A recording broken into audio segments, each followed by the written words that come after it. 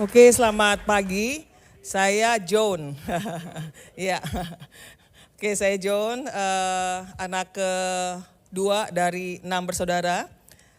Saya hari ini bersyukur bisa ada bersama-sama dengan saudara dan kita akan sama-sama belajar to make it straight ya. Kita akan langsung belajar. Saudara, pernah nggak dalam hidup saudara ketika ada orang bersaksi di sini dan bilang, Tuhan itu baik, Tuhan itu luar biasa. Saya mengalami mujizat Tuhan, ada terobosan yang baru. Atau ada lagi mungkin yang cerita, waduh luar biasa loh. Kemarin saya berdoa, Tuhan jawab doa saya. Ada lagi yang mungkin cerita ke saudara, saya udah tahunan berdoa, Tuhan bekerja dengan cara yang saya bahkan gak pernah mengerti. Dan kita rasanya wow gitu. Kalau yang dengernya lagi asik. Tapi ada orang gini, apa lu mau kate deh? I don't care, saya gak peduli dengan apa yang kamu ngomong. Itu bukan buat saya, itu buat kamu yang lagi ngomong di depan, tapi tidak buat saya. Saudara, Bapak, Ibu, ini banyak kali terjadi dalam kehidupan kita. Ketika kita melayani Tuhan, ketika kita mengerjakan banyak hal yang menurut kita baik dan luar biasa. Ada satu kondisi di mana kita mengalami yang namanya mati rasa. Mati rasa. Kita gak peduli lagi. Semua kebaikan Tuhan buat kita zero, nothing, gak ada apa-apa. Dan hari ini kita akan belajar. Apa sih kondisi-kondisi yang tadi seperti itu disebutnya apa? Kalau menurut kamus ya, menurut kamus besar bahasa Indonesia, saya guru sudah jadi suka pakai kamus. Ya, itu ada istilah namanya lasa. Lasa, nggak dapat merasakan apa-apa. Mati rasa, kebal. Ya, di bahasa Inggrisnya dibilang numb. Numb, kalau orang numb itu dipukul juga nggak rasa apa-apa. Kenapa? Numb. Itu kondisi di mana orang mengalami yang namanya tumpul. Tumpul apanya? Afeksi. Perasaannya tumpul. Nggak bisa bersukacita bersama orang yang bersukacita. Kalau nangis udah kebanyakan. Gitu ya. Apalagi terputus dari emosi lingkungan. Orang yang di sekitar kita mungkin, wah Tuhan dahsyat, Tuhan hebat. Kita, kamu ajalah, saya enggak. Ini terjadi juga dengan seorang yang menunggu begitu lama dan Tuhan sepertinya enggak bergeming dengan keadaannya. Kita akan lihat kisah di kolam Bethesda. Yohanes 5 ayat 1 sampai 9. Izinkan saya hari ini khotbahnya namanya narrative preaching. Jadi khotbah cerita. Biasanya orang tuh seneng didengerin denger cerita ya. Oke. Nah, hari ini kita akan lihat kisah dari Yohanes 5 ayat yang ke-9. Saya buka ayatnya. Yohanes 5 ayat 1 sampai 9. Penyembuhan pada hari Sabat di kolam Bethesda. Sesudah itu ada hari raya orang Yahudi dan Yesus berangkat ke Yerusalem. Kemudian apa yang terjadi? Di Yerusalem dekat pintu gerbang domba ada sebuah kolam yang dalam bahasa Ibrani disebut Bethesda. Halo? 3, 2, 1. Ada malaikat lagi jalan. Oke. Ada 5 serambinya. Kita akan nanti lihat kisahnya. Di serambi-serambi itu berbaring sejumlah orang. Sejumlah besar orang sakit, orang-orang buta, orang-orang timpang, dan orang-orang lumpuh yang menantikan goncangan air kolam itu. Kita lihat sejarah mengatakan setelah pelayanan ke Galilea adalah hal yang biasa atau hal yang umum normal banget bagi Yesus pergi ke Yerusalem. Kenapa? Karena Yesus akan merayakan hari raya. Kalau menurut kitab Ulangan 16 ayat 16, ada 3 hari raya yang orang-orang Israel umumnya rayakan dengan amat sangat. Dan pada waktu itu diperkirakan adalah hari raya Paskah. Nah, pintu gerbang domba, kita jangan bayangin ke pintu gerbang domba itu kayak gimana. Pintu gerbang domba itu seperti ini nih, ya, pintu gerbang domba adalah tempat dimulai dan berakhirnya. Suaranya echo. Pembangunan kembali tembok Yerusalem pada zaman Nehemia. Jadi kalau zaman Nehemia, waktu Nehemia dan teman-teman membangun tembok Yerusalem, perlu waktu berapa hari? Ingat Bapak Ibu? Perlu 52 hari. Awal pembangunan dan kemudian akhir pembangunan itu adanya, ya, thank you, adanya di pintu gerbang, ya, domba, pintu gerbang domba. Oke. Pintu gerbang ini pintu gerbang kuno banget di tembok pertahanan di Yerusalem sebelah utara. Dan melalui pintu inilah, ya, domba-domba digiring menuju bait Allah. Untuk apa? Untuk diperjualbelikan. Kebayang nggak? Pintu domba itu baunya gitu ya. Oh, rame gitu. Mereka siap-siap dibantai, dipersembahkan. Bau anyir darah ada di mana-mana. Itu kondisi pintu gerbang domba. Nah, saudara, dekat pintu gerbang domba itu ada kolam. Namanya Beit Kasdah. Beit Kasdah itu bahasa Aram, artinya house of mercy, rumah belas kasihan atau house of grace, rumah anugerah. Nah, kalau kita baca tadi, dibilang kolam Bethesda itu bentuk istilah, kalau pakai bahasa yang dipelajari itu dari kondisi yang namanya Helenisasi. Apalagi itu Helenisasi, ya, Helenisasi itu zaman dari zaman Yunani kuno terus beralih ke zaman pertengahan sebelum Kristen masuk. Nah, waktu itu orang-orang Israel bergaya-gaya, serasa-rasa kayak orang Yunani. Jadi ngomongnya, cara hidupnya ngikutin orang Yunani pada waktu itu. Nah, di zaman itulah yang namanya Beit Kasdah tadi, house of mercy, rumah anugerah, rumah belas kasihan itu disebut Bethesda. Bethesda. Ya. Nah, luas banget areanya, jadi bisa nampung begitu banyak orang-orang yang ngumpul tadi. Tapi benernya kolam Bethesda itu bukan kolam biasa. Bukan kolam biasa. Sebenarnya kolam Bethesda itu adalah tempat penyembahan ya dewa. Ya, nama dewanya Asklepius. Tempat penyembahan dewa Asklepius yang dipercaya mendatangkan kesembuhan, mendatangkan mujizat buat mereka pada waktu itu. Itu yang ada sebenarnya di kolam Bethesda gitu. Nah, kalau kita lihat kolam Bethesda itu dipakai sebenarnya untuk kesembuhan orang yang nggak kenal Tuhan, ya, yang dipengaruhi oleh tadi ya, zaman Helenisme, zaman peralihan itu. Nah, kayak gini nih kolamnya udah hancur, ya, tempat penyembahan tadi dewa Asklepius, dewa yang dipercaya mendatangkan kesembuhan buat orang-orang pada waktu itu. Nah, benernya kalau sekarang udah dilihat, dipelajari lagi, kolamnya tuh bentuknya kayak gini nih. Kayak kolam yang ada nih. Jadi kita tahu ya di Alkitab dibilang ada 5 serambinya. Nah, ada 5 serambinya dan di antara serambi itu ada kolam. Nah, kolamnya tuh kayak gini benernya.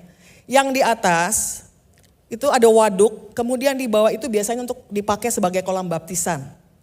Dipakai sebagai kolam baptisan. Nah, mereka punya saluran air yang begitu bagus. Nah, kalau saluran airnya dibuka, gitu ya, apa yang terjadi? Airnya mengalir ke bawah, dari atas ke bawah. Jarang ada air mengalir dari bawah ke atas. Iya apa iya? Apa ya? Nggak ada, pasti mengalirnya dari atas ke bawah, gitu ya. Nah, waktu airnya mengalir dari atas ke bawah karena tadi ada keran yang dibuka, dari aliran air yang di atas itu, maka airnya bergoncang. Maka airnya bergoncang. Itu yang dipercaya oleh orang-orang dan ditulis oleh penyalin sebagai malaikat datang, kemudian ada goncangan air, dan siapa yang masuk duluan mereka akan sembuh. Itu yang terjadi pada waktu itu. Makanya saudara, nggak heran kalau saudara baca Alkitab dan saudara mau selidiki lebih banyak, kayak Alkitab seperti NIV atau NLT, terjemahan yang baru, ayat 4 tidak ada. Boleh dicek siapa yang bawa Alkitab bahasa Inggris, NIV, NLT atau yang terjemahan baru, nggak ada ayat 4. Jadi dari ayat 3 langsung ke 5, betul nggak Pak? Betul Pak, oh ya oke. Berarti saya ngomong ini ada tuh Bapak udah. Kalau mungkin ada lagi yang lain biar 2-3 saksi meneguhkan satu perkara. Kenapa nggak ada? Karena benernya naskah kuno pada zaman dulu banget sebelum abad keempat, sebelum tahun 400-an, itu emang nggak ada ayat 4 itu nggak ditulis gitu. Tetapi penyalin berikutnya masa sih kayak gitu ya. Lalu mereka menambahkan catatan, kalau kita bilang sekarang footnote atau catatan tambahan. Nah waktu dicatat itulah kemudian kalau di King James itu ada masuk nih ayat 4. Benernya nggak ada loh gitu ya. Nah ini masih jadi perbincangan. Apapun keadaannya, kita nggak belajar itu. Nanti kalau suruh mau belajar, coba nanti nanya sama bapak-bapak penatua atau pemimpin di sini, mereka bisa jelaskan. Ya, jadi saudara, orang sakit ngumpul tadi di sekitar kolam Bethesda dan jumlahnya bejibun, banyak. Yang lumpuh, yang buta, yang timpang, gak bisa ngapa-ngapain. Dan air yang bergoncang ini kan nunggu ya. Kalau tadi teorinya atau yang kita pelajari tadi sebelum ini kan itu karena ada pipa yang kemudian kerannya dibuka, pipa penghubung itu ujungnya membuat kolam yang di bawah bergoncang. Apapun alasannya, kita mau lihat hari ini. Mereka nunggu goncangan. Mereka tunggu. Saudara kebayang gak? Begitu banyak orang nunggu goncangan. Yang bisa sembuh berapa orang? Cuman 1. Dari berapa banyak? Gak dibilang sih berapa banyak, tapi banyak. Ya, berapa banyak? Banyak. Terus cuman 1, gimana dong? Harap-harap cemas. Sebel-sebel enggak. Kenapa? Karena ya dia duluan masuk. Pasti kebayang ya, coba bayangin kita yang sakit nih, kita lumpuh nih. Terus lihat air bergoncang. Mulut kita mungkin udah keluar bergoncang. Tapi kita gak bisa jalan. Kita tunggu siapa nih yang dorong gue gitu. Siapa nih yang bisa bawa saya plung masuk. Alhamdulillah. Kecemplung juga dan sembuh. Tapi itu kejadiannya cuman sesekali dan cuma untuk 1 orang. Cuma untuk 1 orang. Saudara, di Alkitab memang keren ya, Tuhan kita tuh keren banget. Ada kesembuhan yang pakai pluk 1 orang masuk sembuh. Ada yang matanya dikasih ludah sembuh. Ada yang perlu ya di sungai bau dan gak asik banget sembuh juga seorang Naaman. Ada juga orang yang disembuhkan ketika ketemu yang namanya bayangan Petrus. Ada juga yang sembuh dengan pakai selampe. Sapu tangannya Paulus. Kebayang gak kalau sekarang, zaman sekarang, orang pakai selampe saya, yang ada pingsan, bukan apa-apa, bukan karena Tuhan menyembuhkan, baunya gak tahan gitu ya. Tapi waktu itu Tuhan tuh bisa buat macam-macam. Saudara, Tuhan dapat melakukan hal-hal yang tidak terduga. Tetapi tidak selalu hal yang tidak terduga itu dari Tuhan asalnya. Enggak selalu. Nah, ada seorang yang sakit dalam waktu yang panjang. Sakit dalam waktu yang panjang. 38 tahun lamanya dia sakit. Saudara pernah nemenin orang yang sakitnya panjang? Saya pernah nemenin, ya. Orang tua saya sakitnya panjang-panjang, lama gitu. Kalau bulan minggu pertama kita tuh rasanya, wah, ini si papi gimana nih ya? Wah, kita kayaknya seharian atau banyak hari mikirin. Kalau udah tahunan, ya udahlah, emang begitu adanya. Lewat aja. Saudara 38 tahun. Buat yang sakit itu bukan lama. Lama banget. Benar-benar lama. Kita aja nunggu 30 menit. Suka kesel lalu kita nyalip ya. Kita gak bisa queuing, kita gak bisa ngantri dengan baik. Gimana nunggu 38 tahun? Saya coba iseng-iseng hitung. 38 tahun itu saudara, 332.880 jam. Ini belajar matematika sekalian. Jumlahnya 19.972.800 menit. Kebayang gak nunggu begitu lama? Gak tahan.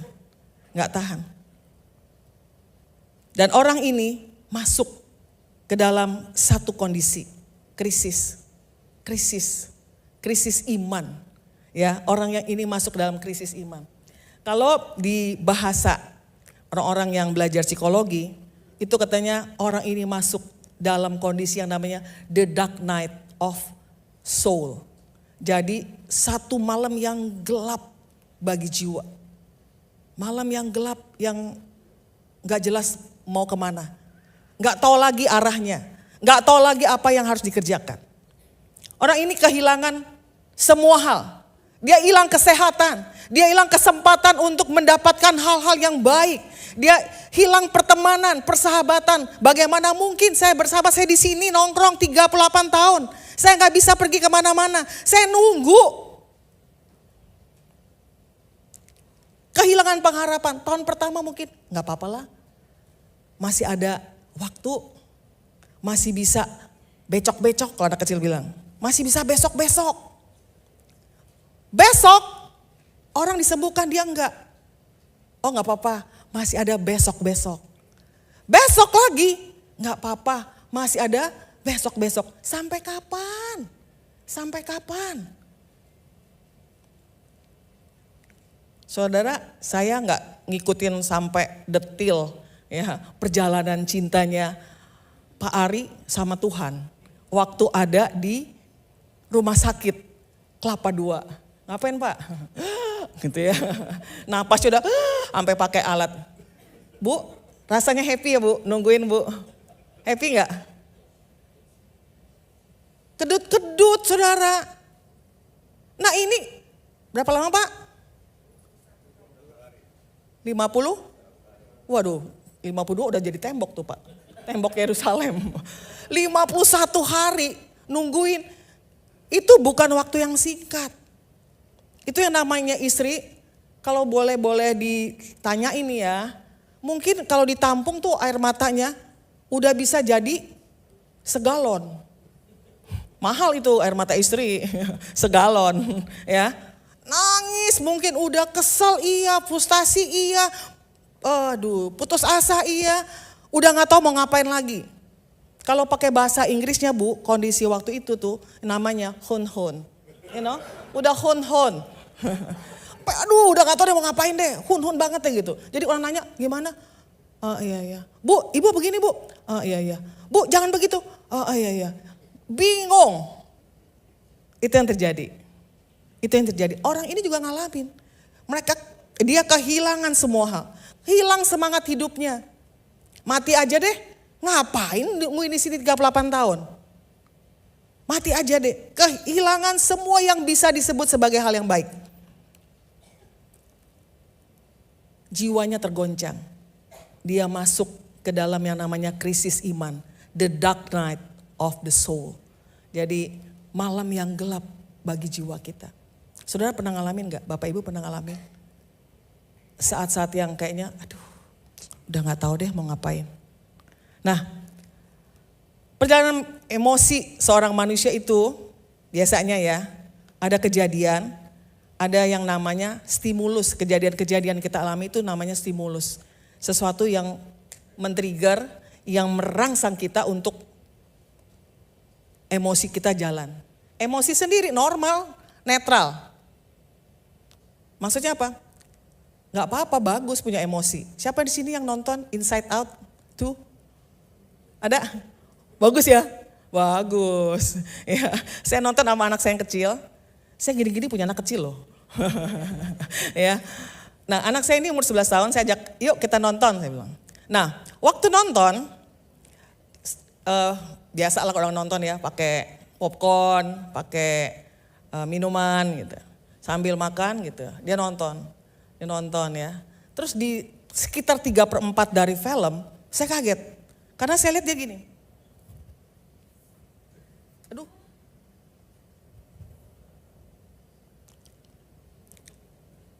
Dia buka lagi. Nangis lagi.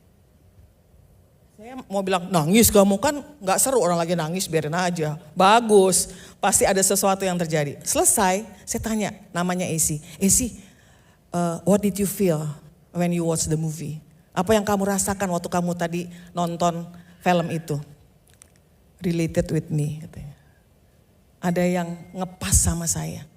Oke, kita punya emosi dari nonton, tapi ada kejadian-kejadian yang udah kesimpan di sini nih. Ya, di bawah sadar kita yang akhirnya buat kita nyambung nih sama yang saya alami. Jadi, ada kejadian, kemudian kejadian-kejadian itu menimbulkan emosi-emosi. Nah, emosi-emosi itu, benernya apa sih emosi? Emosi itu gampangnya gini deh, reaksi kimia di dalam tubuh. Kalau menurut yang namanya 6 seconds organization, dalam 6 detik saya ngelihat nih, yang namanya Pak David itu ya, saya aja ketawa nih, dia diem aja saudara. Langsung saya kurang ajar, sebel banget namanya. Ya, di sini saya langsung, nah itu 6 detik masuk ke aliran darah saya. Dari saya ngelihat orang nyebelin tadi sampai masuk jadi emosi saya. 6 second. Boleh baca atau boleh cari. Ya, 6 second. Nah, kalau emosinya nggak dikelola, dibiarin, itu tuh yang namanya perasaan. Perasaan sama emosi, mana duluan? Emosi. Lalu itu perasaannya muncul. Kalau udah muncul, dia berkembang. Jadi apa? Jadi emosi yang makin gede. Tadinya cuman empet banget liatnya orang. Kapan lagi? Karena gak dikelola. Gitu. Jadi kalau liatin si David nih, mungkin saya gak berani sama dia karena dia gede banget saudara.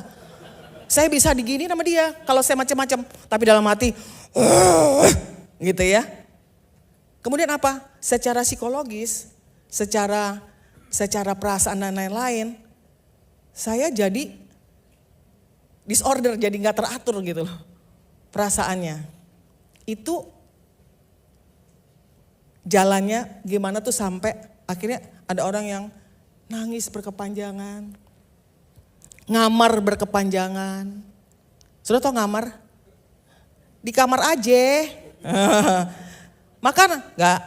Ini? Enggak. Apa? Enggak. Kenapa? Karena mengisolasi diri. Ya. Nah, orang ini ngalamin seperti itu dan saudara tahu apa dampak orang yang kehilangan, tadi kan dia kehilangan banyak tuh. Ada rasa bersalah. Seandainya dulu, seandainya saya enggak begini, maka enggak begitu. Makanya ada buku, mengapa begini, mengapa begitu. Ya. Banyak gitu, banyak hal yang menjadi dampak kehilangan, takut. Aduh nanti kalau ini gimana? Kalau nanti saya nyebrang lagi nanti. Saya pernah punya, ada satu masa dalam hidup saya kalau dengar suara motor, gitu ya. Langsung di sini ya, nyut gitu. Kenapa? Adik saya meninggal kecelakaan motor. Rupanya itu memberi bekas tersendiri. Takut. Lihat orang naik motor, orang yang naik, yang jatuh siapa kalau terus kecelakaan yang jatuh siapa? Itu orang. Tapi ada nyut di sini. Ya. Ada amarah. Orang yang kehilangan dampaknya marah, penuh kemarahan hidupnya. Jadi kalau saudara suka-suka marah, dikit-dikit marah, dikit-dikit ngambek, dikit-dikit gak suka gitu. Tanda-tanda ada hal yang pernah hilang dalam hidup saudara. Apalagi mati rasanya. Yang lumpuh ini ngalamin itu. Depresi. Lalu apa? Biasanya perubahan secara fisik. Gak pengen makan, gak pengen ketemu orang. Pokoknya segan ngapa-ngapain, gak ada semangat hidupnya. Lalu apalagi? Terasing, isolated, terasing. Menyendiri, nyepi. Bukan untuk hal yang baik tapi udahlah ketemu orang gue ntar dilukai ngapain juga ya. Ketemu orang tadi sakitin gue, gak mau lah. Gitu. Gak fokus, gak terorganisasi, gak teratur hidupnya. Tapi ada yang menarik. Dari sejumlah besar orang yang ada di kolam tadi, kita balik ke kolam tadi, ada satu orang yang Tuhan Yesus lihat. Dan Yesus bertanya, maukah kamu sembuh? Maukah kamu sembuh? Yesus lihat kebutuhannya, Yesus tanya, maukah kamu sembuh? Hari ini Bapak Ibu Saudara, Tuhan dengan kuasa Roh Kudusnya lagi ada di sini. Dan bertanya kepada kita, maukah engkau sembuh? Maukah engkau sembuh? Orang banyak di situ, lihat Yesus tapi mereka gak ngelihat. Bingung ya, ada Yesus tapi mereka gak lihat. Tahu gak saudara, di dalam masa-masa kita mengalami yang namanya krisis iman, the dark night of the soul, kita tuh bisa gak ngelihat loh apa yang Tuhan kerjakan, apa yang Tuhan mau kerjakan dalam hidup kita. Ketutupan dengan apa? Dengan rasa yang di dalam, sakitnya yang di dalam. Mereka terpaku dengan metode, strategi, cara. Karena yang mereka tahu di sini, airnya ngapain? Nyemplung. Enggak ada jalan lain, hanya nungguin air bergoncang, maka kemungkinan saya bisa lompat dan sembuh. Itu aja. Jadi waktu Yesus datang, mereka gak lihat. Bukankah kita sering nih nunggu, berharap, tapi kita pakai cara pandang kita sendiri. Tuhan, kalau Tuhan benar, Bapa yang baik, tolong saya. Begini caranya, 1, 2, 3 kita ngajarin Tuhan. Atau kita dikte Tuhan sesuai dengan apa yang kita mau. Terjadi dengan orang ini, dia gak tahu. Jadi dia tahu cuman nyebur aja. Yesus bertanya dengan tulus, dia tahu. Gak setiap orang sakit benar-benar pengen sembuh. Kenapa? Kok ada orang sakit gak pengen sembuh? Udah sampai bohwat kalau bahasa Inggrisnya. Udah bohwat deh gue deh, terserah deh. Mati aja. Gak semua orang sakit mau sembuh. Karena apa? Udah putus asa dengan sakitnya. Kenapa? Udah kelamaan kecewa. Udah kelamaan berdoa dan Tuhan gak jawab. Saudara, saya gak tahu dengan saudara. Tapi ada mungkin di sini. Orang-orang yang berdoa sudah bertahun-tahun dan Tuhan gak jawab. Dan saudara merasa, Tuhan engkau gak adil. Engkau gak sayang saya. Tuhan gak sayang seperti yang itu tuh yang bersaksi. Makanya saya sebel banget dengan orang itu bersaksi. Karena itu bukan saya. Karena itu bukan yang saya alami. Saudara, waktu itu Tuhan berurusan dengan orang-orang yang hatinya udah layu. Lemah seperti kakinya. Yesus mencoba sekali lagi imannya. Menolong orang itu untuk bangkit dan berkata, sekali lagi saya ulang ya, maukah engkau sembuh? Saudara, kalau saudara lagi sakit, sakitnya udah kelamaan, terus ada orang nih datang bilang, Tuhan Yesus menyembuhkan, kamu mau gak sembuh? Jawabnya apa Pak Jali? Hah? Mau? Hebat ini mau. Ya, mau. Sama saya juga gitu, sama-sama hebat kok gitu kita. Mau. Tante, boleh saya doakan tante biar tante mengalami kesembuhan? Iya, gitu ya. Gitu. Udah lemes-lemes juga dia mau sembuh. Tapi orang ini enggak jawab, iya benar-benar saya mau enggak. Tahu apa yang dia jawab? Tuhan, tidak ada orang yang menurunkan aku ke dalam kolam itu. Apabila airnya mulai goncang. Dan sementara aku menuju kolam itu, orang lain yang masuk mendahului aku. So, how can I can be healed? Gimana saya bisa disembuhkan? Siapa yang tolong saya? Kalau saya maju pun udah ada yang maju duluan. Siapa yang tolong saya? Pernah gak saudara doa atau dalam hati membatin atau pikirannya bilang, siapa yang tolong saya? Gak bisa, gak mungkin. Saya pernah ketemu anak sekolah minggu, dia punya adik Down syndrome. Singkat kata, ada satu pelajaran, kemudian ya kita perlu belajar percaya bahwa Tuhan itu menolong. Dan orang-orang lain di sekitar kita menolong. Tahu gak dia jawab apa? Tahu dia jawab apa? Gak ada pertolongan di dunia ini. Jadi kamu harus usaha sendiri. Anak umur sekitar 10 tahun. Kenapa saudara? Karena dia lihat setiap hari di rumah ada satu orang Down syndrome yang gak sembuh-sembuh. Mereka doa, mereka ngapa-ngapain. Gak ada pertolongan di dunia ini. Wow. Dari apa yang dia alami, dia akhirnya ngambil kesimpulan itu. Bagaimana mungkin saya sembuh? Bagaimana mungkin? Gak mungkin ini. Kalau saya jalan pun, atau saya ada yang dorong pun, baru saya mau masuk. Udah ada yang bilang, haleluya saya sembuh. Giliran saya hilang dong. Saudara, ini adalah kasus sebenarnya untuk orang lumpuh ini, kombinasi antara harapan dan ketiadaan harapan. Apa tuh maksudnya? Berharap tapi ya kenyataan harapan saya gagal atau sia-sia. Jadi kayak harap enggak harap gitu. Ini yang terjadi. Tahu gak saudara, orang yang sakit itu melakukan sebenarnya sama dengan apa yang kita lakukan. Kita membatasi Tuhan.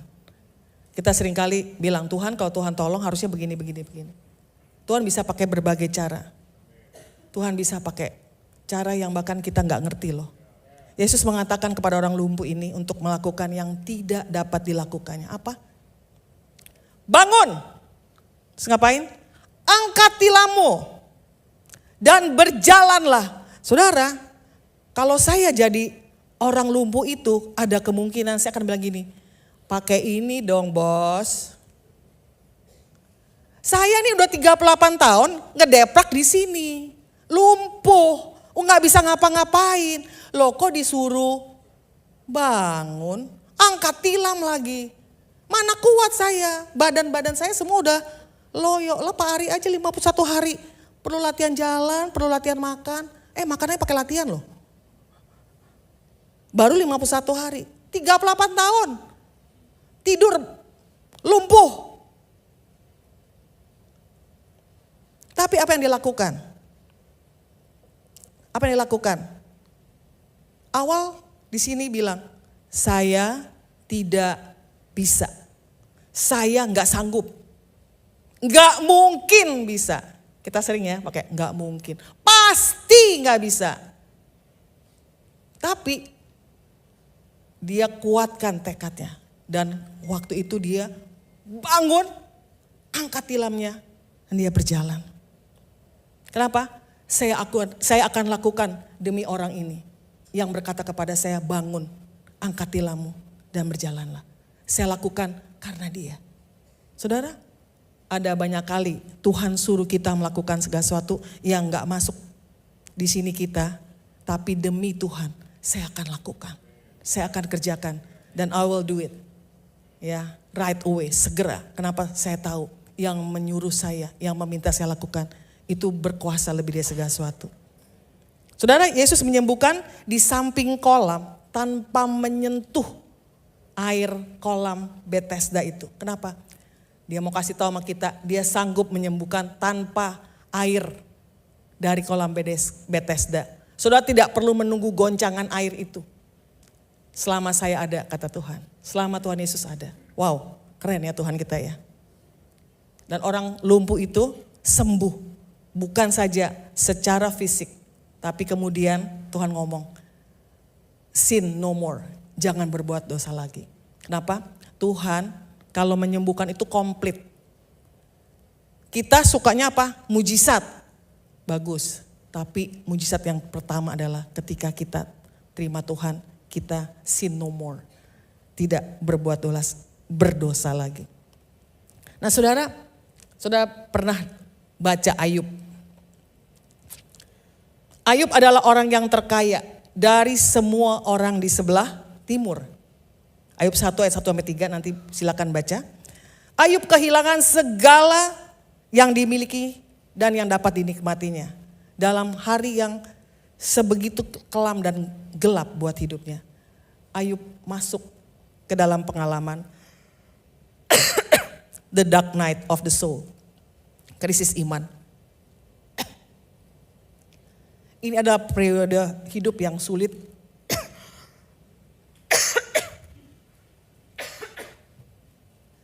Thank you.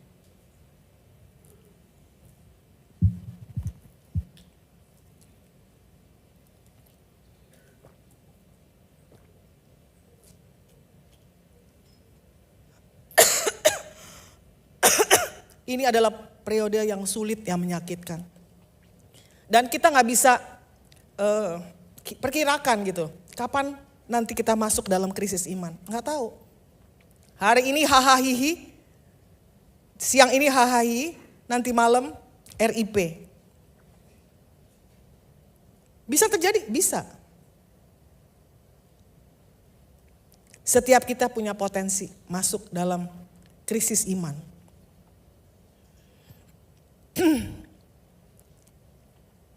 Ini periode di mana area emosi kita tuh seperti nggak ketahuan gitu mau kemana larinya. Hari ini, jam ini kita bahagia, nggak tahu berapa jam yang berikut. Itu bisa terjadi. Kita lihat Abraham. Kejadian 17 ayat 24 menceritakan Abraham nunggu 25 tahun untuk seorang Ishak. Tuhan janjikan, aku akan memberkati engkau, keturunanmu akan begitu banyak seperti pasir di laut, di pantai, di mana aja ya, pasir dan seperti bintang di langit. Pernah nyobain ngitung bintang? Gak bisa saudara, seperti itu. Tapi setelah 25 tahun menunggu, firman Tuhan mengatakan, Abraham diminta mempersembahkan Ishak. Dapatnya setengah mati, nunggunya 25 tahun, udah ada, udah digedein, disuruh persembahkan kepada Tuhan. Itu benar-benar satu kondisi yang, aduh Tuhan, ada yang lain gak sih? Saya kasih semua kekayaan saya asal jangan Ishak. Tapi Tuhan bilang, aku minta Ishakmu. Pernah gak saudara dalam hidup saudara? Yang diminta Tuhan Ishaknya saudara. Gak selalu dalam bentuk anak. Apa yang saudara sangat hargai, yang untuk dapatnya saudara mengorbankan banyak hal, yang untuk mendapatkannya saudara nunggu bertahun-tahun. Aku minta itu. Itu dark night. Itu dark night of the soul. Kita gak bisa loh kendalikan musim dalam hidup kita. Tapi itu akan terjadi. Dan tembok pasti terjadi dalam perjalanan kita. Untuk apa? Untuk membuat kita ngerti. Seberapa dalam saya mengasihi Tuhan. Seberapa dalam cintaku kepada Dia. Lalu biasanya kalau orang yang lagi dalam kondisi krisis iman, doanya kayak gimana saudara? Enggak, Tuhan terima kasih Engkau baik, kami bersyukur Tuhan untuk semua pencobaan. Untuk semua tembok-tembok kesakitan yang saya alami. Enggak gitu. Tuhan kapan Tuhan? Saya udah gak tahan Tuhan. Tuhan maunya apa sih? Di mana Tuhan? Saya pernah loh doa udah gak pakai permisi-permisi, Bapa yang baik. Gak gitu, pencipta langit dan bumi, khalik alam semesta, yang sangat mengasihi kami. Itu aja perolehnya udah panjang. Saya gak, Tuhan gak tahan. Gak tahan Tuhan. Gak tahan. Pernah doanya gitu. Gitu aja. Tapi itu tuh keluarnya dari sini sudah. Udah gak tahan lagi. Sudah pernah yang sebelah sini, sebelah sana ngalamin satu titik dalam hidup saudara doanya, Tuhan saya gak tahan lagi Tuhan. Saya udah gak tahu saya harus ngapain Tuhan. Ini anak ya ampun. Gitu. Atau ini suami ya ampun. Kalau buat suami, ampun istri saya. Ampun ini mertua, ampun ini mantu. Kalau yang udah pada punya mantu ya, ampun ini cucu gitu ya. Gak tahan Tuhan, gak tahan. Dan benernya gampang. Lihat-lihat ciri. Gak usah ciri-ciri orang, saudara jangan ngurusin orang. Urusin diri sendiri aja. Ya, urusin diri kita sendiri. Coba cek nih. Saya punya gak ya perasaan yang baik tentang kehadiran Tuhan? Kalau itu hilang mungkin saya sedang dalam krisis iman. Pintu surga gak terbuka tuh buat saya. Waktu saya berdoa, mungkin sudah dalam krisis iman. Disiplin Kristen kita, saya pakai bahasa lebih enak ya, no longer works. Percumalah doa, pakai puasa-puasa lagi, baca firman lagi. Saya udah lakuin, udah 9 tahun. Saya berdoa baca firman yang benar. Enggak tuh Tuhan gak jawab. Masih begini aja hidup saya, gak berubah-berubah. Pernah saudara? Kalau gak pernah bersyukurlah saudara. Tapi sayangnya ada kemungkinan kita pernah dengan versi yang berbeda. Ya, kita gak bisa lihat lagi loh apa yang Tuhan sedang kerjakan. Butek, tertutup semuanya. Dan buah dalam kehidupan kita either gak ada atau sedikit. Lalu yang ada kegelapan. Apalagi ketiadaan pertolongan, kelelahan, perasaan gagal, kalah, mandul, kosong, kering. Saudara, ada kabar baik buat setiap kita. Tuhan yang baik itu tahu bagaimana mengajarkan setiap kita.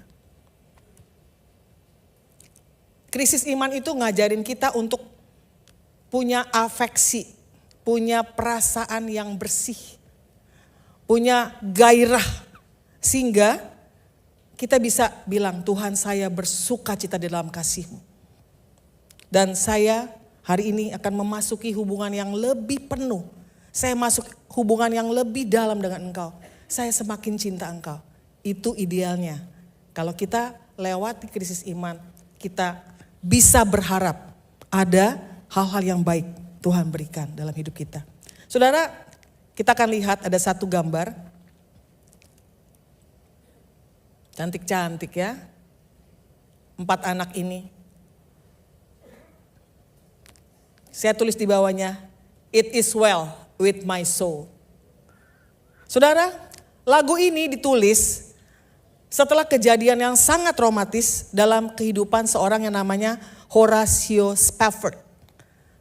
Horatio Spafford ini bisnismen sangat berhasil. Dia juga seorang pengacara. Propertinya banyak. Catatan ya, seorang Kristen yang taat, rajin melayani, rajin beribadah. Satu hari anak laki-lakinya meninggal karena virus demam berdarah. 1 tahun kemudian apa yang terjadi? Terjadi yang namanya Chicago Fire. Itu terkenal 3 hari kebakaran tidak bisa dihentikan. Semua aset Horatio Spafford habis rata tanah. Berarti usahanya hancur. Keuangannya hancur dan rusak. Stres gak? Stres. Enggak bu, kalau dalam Tuhan tuh enggak. Stres, kita manusia umum, ada tubuh jiwa roh ya. Ya jiwanya bisa ngalamin stres juga gitu. It's okay for us gitu ya, to have such emotion like that gitu. Jadi oke aja kalau kita punya emosi-emosi yang kayak gitu. Nah, saudara, mereka akhirnya berusaha, mulai bangkit. Usahanya mulai bangkit. Lalu Spafford tahu istrinya, anak-anaknya stres dengan kondisi itu. Lalu apa yang dia lakukan? Rembukan, yuk kita pergi aja ya. Perginya juga memang jalan-jalan, tapi kita sekalian bantu El Moody. Ada hamba Tuhan namanya El Moody zaman dulu gitu ya. Saya juga gak kenal gitu ya. Nah, kita bantu juga pelayanannya El Moody. Gini ya, kita akan pergi zaman dulu naik kapal. Kapal yang bagus. Nah, udah mau berangkat, ternyata Horatio Spafford ini ada kerjaan yang gak bisa di cancel, gak bisa ditunda, harus dikerjakan. Jadi dia bilang sama istri dan 4 anaknya tadi, kamu pergi dulu. Oke, kita pergi dulu. Di perjalanan kapal mereka tabrakan dengan kapal yang lain. Dari 200 sekian penumpang, anaknya 4 orang meninggal dalam berapa belas menit. Ya, dalam 12-13 menit itu tenggelam, meninggal, dan istrinya gak bisa tolong juga. Nah, istrinya akhirnya diselamatkan. Ada sekitar 70-an orang yang selamat, salah satunya istrinya. Waktu istrinya punya kesempatan untuk kirim, bukan pakai ini, kirimnya pakai telegram. Dia tulis begini, safe alone. Jadi selamatnya sendiri, cuman gue doang kalau pakai bahasa orang Jakarta. Selamat sendiri. Waktu dengar itu, rasanya ya, dunia terbalik-balik. Dunia terbalik-balik. Kemudian Spafford memutuskan untuk menemui istrinya, dan di perjalanan ketika dia sampai ke satu titik dan dikasih tahu di sini kecelakaannya, dia menulis lagu, It Is Well With My Soul. Saudara, ini lagu keren banget. Lagu orang yang sedang dalam krisis iman, tapi orang itu bisa keluar. Bukan karena dia hebat, tapi karena ada Tuhan di dalamnya. Saya coba ambil potongan lagunya, dibilang gini. Ketika kedamaian seperti aliran sungai dalam hidupku. Ketika kesedihan seperti lautan bergelora. Apapun keadaan atau bagianku, Engkau, Tuhan, telah mengajarkanku untuk berkata, It is well with my soul. Tenanglah jiwaku. Ketika akhirnya Spafford ketemu istrinya, ini yang istrinya ngomong, saya gak kehilangan anak-anak saya. Kami hanya berpisah untuk sementara waktu. Wow. Untuk sementara waktu. Saudara, orang yang kehilangan itu biasanya harus secara psikologis lagi, harus melewati yang namanya grieving proses, masa kedukaan. Kita orang Kristen bilang, wah gak apa-apa dia udah senang di sana, udah sehat. Udah pokoknya puji Tuhan lah dia senang. Ntar dulu saudara, buat orang yang berduka gak segitu gampang terimanya. Yang ada dia 4 sama saudara, enak lu gak ngerasain. Tapi orang yang berduka dia perlu waktu. Biarin aja dia ngalamin duka itu. Kadang orang perlu 4, 6 bulan. Ada orang-orang yang perlu sampai 2 tahun loh. Untuk proses kedukaannya itu. Dan orang ini ngalamin. It is well with my soul. Saya gak pintar nyanyi. Siapa tahu nanti ada yang bisa nyanyi. Ya, atau bisa cari lagunya. It is well with my soul. Nah, saudara sanggup gak? Ketika satu hari saudara dalam krisis iman dan saudara bisa bilang, It is well with my soul, oh God. It is well. Gak gampang saudara. Benar-benar gak gampang. Tapi saudara, disalib Tuhan Yesus pernah berkata setelah dia minum anggur asam itu. Tuhan Yesus berkata apa saudara? Sudah selesai. Tetelestai. Saudara kalau zaman dulu, kalau kita susah banget ya tetelestai gitu, susah banget gitu. Tapi kalau zaman dulu ya, itu saya sama dia N gitu. Maksudnya putus hubungan, gue udah tetelestai. Ya, udah selesai N. Udah nyambung-nyambung lagi, putus cinta. Itu tetelestai. Ujian diumumin, ya hari ini kita akan wisuda gitu ya. Tetelestai itu ujian-ujiannya udah selesai. Tetelestai. Tapi saudara, tetelestai itu apa juga? Ketika seorang hutang, lalu dia bayar hutangnya lunas, jadi gak perlu ada yang dibayar lagi, itu dicap di bondnya, di kwitansinya, tetelestai. Sudah selesai hutangnya. Siapa di sini yang utangnya belum tetelestai? Ya nanti minta Tuhan gimana caranya bisa tetelestai. Kok ada yang amin ya? Terus kalau saudara seorang artis atau pelukis, lukis gitu ya, wah bagus. Ini kayaknya kurang ditambahin. Terus lihat-lihat lagi, kan kalau pelukis gitu ya, lihat mundur, kurang lagi, ditambah lagi. Sampai benar-benar tidak ada lagi yang perlu ditambahkan. Maka dia akan berkata, tetelestai, sudah selesai. Nah, saudara, dia udah melakukannya. Tuhan udah melakukannya dan selesai buat saudara. Hari ini saudara, bagaimana respon saudara? Saudara mungkin mengalami yang namanya sakit hati, pahit. Hidup penuh dengan duka, doa gak dijawab, anak saya gak disembuhkan Tuhan. Suami saya meninggal di saat indah-indahnya kehidupan kami. Semua habis, semua hilang, usaha saya berantakan, keuangan saya berantakan, pandemi ini bikin kacau semuanya. Dan saudara hari ini sudah dalam keadaan yang marah atau sudah lumpuh. Tetelestai, dia sudah mengerjakannya. Nah hari ini izinkan Tuhan yang sudah menyelesaikan itu mengerjakan bagiannya buat saudara dan saya.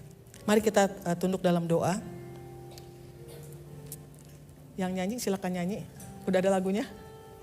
Atau tetelestai kita pulang.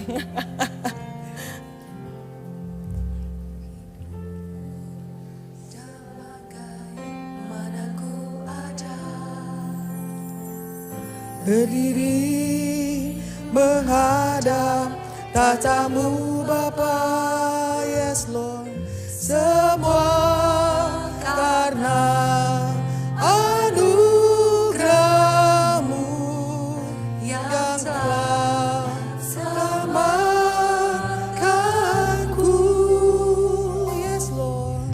Ku hidup dalam segala kelimpahan. Yes, kami hidup dalam kelimpahan-Mu Tuhan. Untuk melayani Tuhan. Yes. Semua karena anugerah-Mu. Yes. Tercurah bagiku besar setia.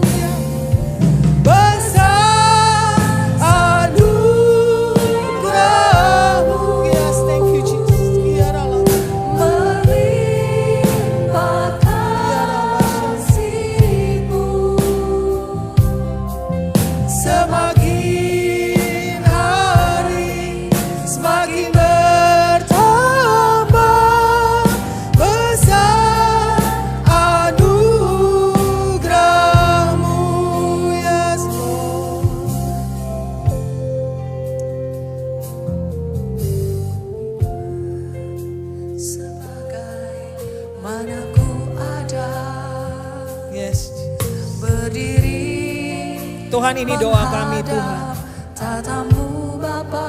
Di tahta-Mu Tuhan. Di anugerah, di hadirat-Mu Tuhan. Menyadari anugerah-Mu yang besar buat kami Tuhan. Selamatkanku, ku hidup dalam segala kelimpahan. Yes, kami hidup dalam kelimpahan itu. Ku layak Yes, Lord. untuk melayani Tuhan. Semua karena anugerah-Mu yang Yes, Lord. curah bagiku. Besar anugerah-Mu, Yes, Lord. berlimpah kasih-Mu. Semakin hari semakin bertambah besar anugerah-Mu. Besar anugerah-Mu Tuhan. Besar Yes, Lord. anugerah-Mu, Yes. berlimpah kasih-Mu. Yes, Lord. Semakin hari semakin bertambah besar anugerah-Mu. Yes, besar anugerah-Mu Tuhan. Semakin Yes, Lord. hari Yes, Lord. semakin bertambah